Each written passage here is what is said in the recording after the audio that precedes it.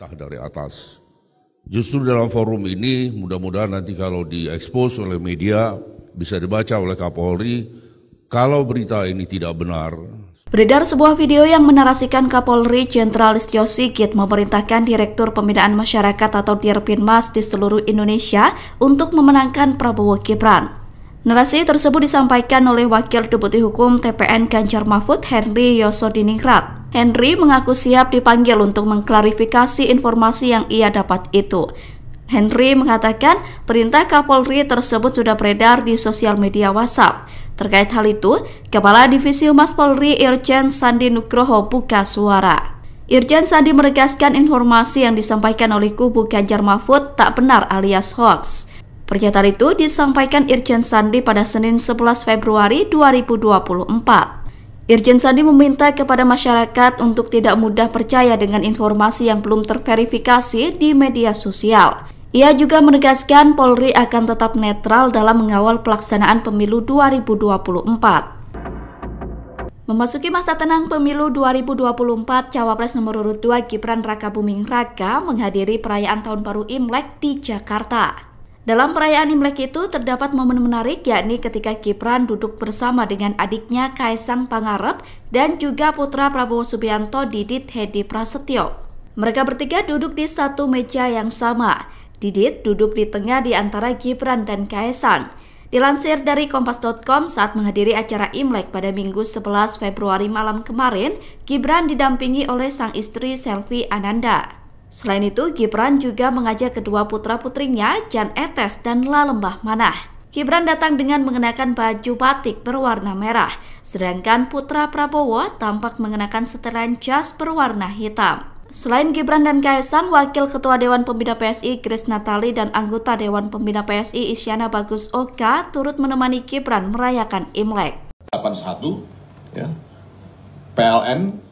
Viral sebuah film dokumenter berjudul Dirty Vote yang mengungkap berbagai kecurangan selama pemilu 2024. Kubu Prabowo Gibran mengatakan film tersebut merupakan fitnah dan mengutamakan narasi kebencian. Pernyataan itu disampaikan oleh Wakil Ketua TKN Prabowo Gibran Habibur Rahman dalam konferensi pers pada Minggu 11 Februari 2024. Habibur Rahman pun turut mempertanyakan kapasitas tokoh yang terlibat dalam film tersebut.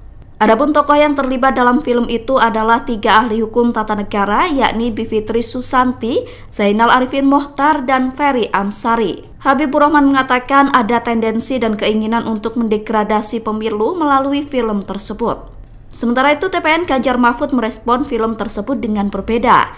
TPN justru memandang Dirty Vote merupakan film penting untuk pendidikan politik masyarakat. Hal itu disampaikan oleh Deputi Hukum TPN Ganjar Mahfud Todung Mulya Lubis dalam konferensi pers pada Minggu 11 Februari. Todung mengatakan melalui film tersebut masyarakat bisa memahami dinamika politik di Indonesia. Ia berharap film tersebut tidak direspon dengan kriminalisasi karena akan membahayakan demokrasi. Rakyat sebagai pemegang kedaulatan tertinggi. Karena itulah kalau mau menang gampang, bagi kami enak. Kita perpanjang aja Pak Jokowi. Dugaan kecurangan kubu Ganjar Mahfud disebut dalam film dokumenter Dirty Vote. Dalam film yang sedang menjadi pembicaraan publik itu, kubu Ganjar Mahfud diduga melakukan kecurangan melalui Fakta Integritas PJ Bupati Sorong. Fakta integritas untuk memenangkan Ganjar Pranowo itu turut ditandatangani oleh Kepala Badan Intelijen Negara Daerah Papua Barat. Sekjen PDIP Hasto Kristianto menanggapi terkait hal tersebut. Hasto mengatakan jika partainya ingin menang dengan cara curang bisa dilakukan dengan mudah. Cara tersebut adalah memperpanjang masa jabatan Presiden Joko Widodo. Namun Hasto menyebut langkah itu tidak dipilih karena melanggar konstitusi. Pernyataan itu disampaikan Hasto di Cemara 19, Jakarta Pusat, Minggu 11 Februari 2024. Hasto mengatakan PDIP tetap memilih taat konstitusi dengan mendukung pemilu 5 tahun sekali. Oleh sebab itu, Hasto meminta TNI Polri untuk netral dan tidak disalahgunakan oleh oknum tertentu. Ia kemudian mengingatkan bahwa sejarah telah mengajarkan pelaksanaan pemilu yang dipenuhi rekayasa bisa ditumbangkan oleh rakyat. Sejak awal, tim pemenang nasional Ganjar Mahfud punya komitmen besar di dalam menempatkan rakyat sebagai pemegang kedaulatan tertinggi. Karena itulah kalau mau menang gampang, bagi kami enak. Kita perpanjang aja Pak Jokowi. Tapi kan kita memilih jalan konstitusi, jalan demokrasi, bukan memilih apa yang didapat oleh PDI Perjuangan. Tetapi bagaimana proses demokrasi yang oleh konstitusi melalui pemilu yang jurdil ini harus dijalankan, itu yang menjadi komitmen kami. Terkait dengan PJ Bupati Sorong kan sudah dijelaskan bahwa hal tersebut dari berbagai temuan yang ada dalam film Dirty Votes ya ternyata justru dilakukan oleh perintah langsung dari kita lihat otoritas pemerintah, sehingga banyak PJ-PJ yang bergerak di Jawa Tengah misalnya, kemudian di Solotigo kasus Kapolres diganti mendadak, itu kan merupakan suatu upaya penggunaan kekuasaan secara terselubung. Migrancare mengungkap adanya fenomena jual beli surat suara pemilu 2024 di Malaysia. Setiap surat suara itu dijual dengan harga 25 sampai 50 ringgit Malaysia atau sekitar 81.000 sampai 163.000 rupiah. Hal itu diungkap oleh Direktur Eksekutif Migrancare Wahyu Susilo. Surat suara tersebut diperjualbelikan oleh makelar suara yang berasal dari surat suara metode pos. Wahyu mengatakan surat suara itu tidak terdistribusi dengan baik, sehingga tidak diterima oleh warga negara Indonesia di Malaysia. Menurut Wahyu, motif utama praktik jual beli surat suara itu adalah uang. Fenomena itu disebut Wahyu merupakan pelanggaran pemilu. Namun penuntasan masalah tersebut menurutnya terkendala dari sisi yurisdiksi hukum karena terjadi di Malaysia. Sementara itu, manajer program Migrancare Mulyadi mengatakan surat suara yang dikirim panitia penyelenggara pemilihan luar negeri atau PPLN menumpuk di kotak pos apartemen. Hal itu disebabkan satu kotak pos apartemen di Malaysia diperuntukkan untuk beberapa penghuni. Oleh karena itu, WNI tidak dapat mengetahui dengan pasti saat surat suara mereka dikirim ke alamat. Menurut Mulyadi, makelar suara sengaja mencari di kotak pos, kemudian menimbun dan memperjualbelikan.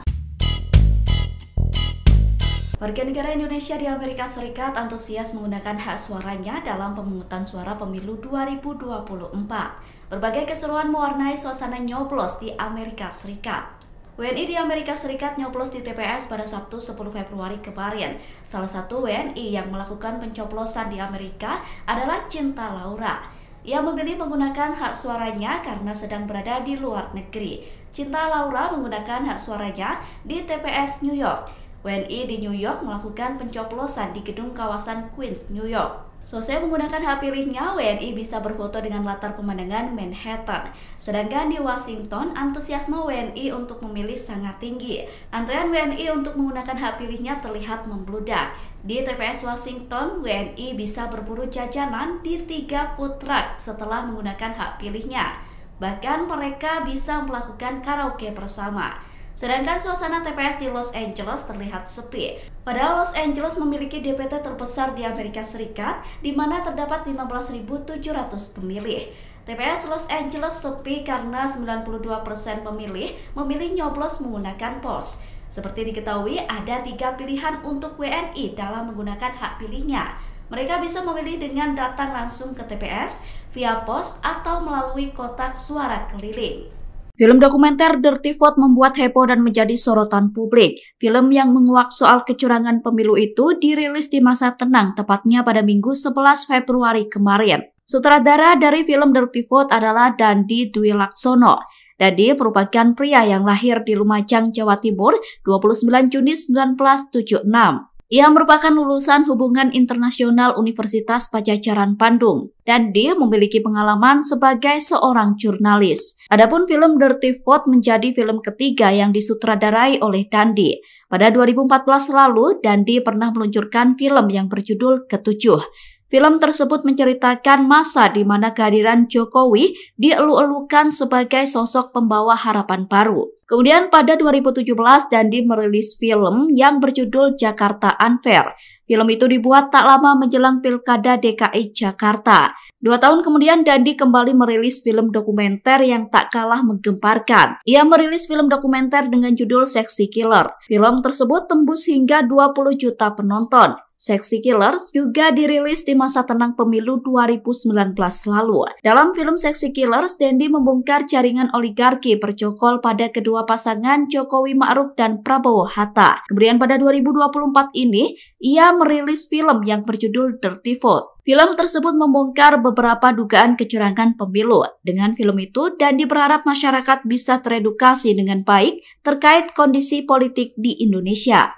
Alasan perilisan film dokumenter Dirty Vote dilakukan di masa tenang pemilu 2024 terungkap. Sang sutradara film Dandi Dwi Laksono mengatakan film itu sengaja dirilis di masa tenang agar bisa menjadi bahan edukasi masyarakat. Dandi berharap film itu bisa mengedukasi masyarakat sebelum menggunakan hak suaranya pada 14 Februari mendatang. Pernyataan itu disampaikan oleh Dandi dalam keterangan pers pada Minggu 11 Februari. Menurut Dandi, masa tenang yang berlangsung selama 3 hari merupakan waktu krusial menuju Pilpres. Dengan perilisan film itu diharapkan bisa mengedukasi publik. Film itu juga diharapkan bisa membuka makin banyak ruang dan forum diskusi. Dandi meminta kepada semua elemen masyarakat untuk sejenak mengesampingkan dukungan politiknya dan menyimak isi film Dirty Vote. Adapun film Dirty Vote mengungkap soal dugaan kecurangan dalam proses pemilu 2024. Di dalam film itu menampilkan 3 pakar hukum tata negara. Mereka adalah Ferry Amsari, Bivitri Susanti, dan Zainal Arifin Mohtar. Sekjen PDIP Hasto Kristianto merespon rilisnya film dokumenter yang berjudul Dirty Vote. Hasto menilai film tersebut merupakan wujud kritikan terhadap Presiden. Pernyataan itu disampaikan Hasto pada Senin 12 Februari. Menurut Hasto, film tersebut mewakili berbagai tekanan yang dialami Ganjar Mahfud dan PDIP. Ia mengaku tidak menyangka dengan perubahan sikap Presiden Jokowi yang menempatkan kekuasaan di atas segalanya. Hasto mengatakan berbagai kecurangan yang terjadi menjelang pemilu 2024 sangat merugikan Ganjar Mahfud. Sekjen PDIP itu menyebut pemilu akan berjalan damai jika tidak ada kecurangan. Oleh karena itu, Hasto yakin elemen kekuasaan akan berhadapan dengan rakyat jika terus-menerus ada kecurangan. Dari sebuah video seorang pria di Arab Saudi membuka lebar surat suaranya di luar bilik suara. Pria itu mengaku surat suaranya sudah tercoblos pada kolom Prabowo Subianto dan Gibran Rakabuming. Ketua Bawaslu Republik Indonesia Rahmat Bagja menilai kasus tersebut agak aneh.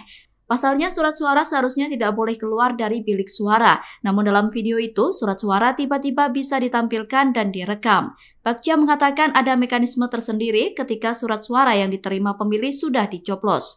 Mekanisme tersebut adalah proses pencoblosan dihentikan kemudian dilaporkan untuk dikembalikan kepada petugas pemilihan. Bagja menambahkan hal itu berlaku jika ada satu pemilih yang surat suaranya tercoblos. Ia meminta untuk tidak langsung mengambil kesimpulan pada setiap video yang ada di media sosial.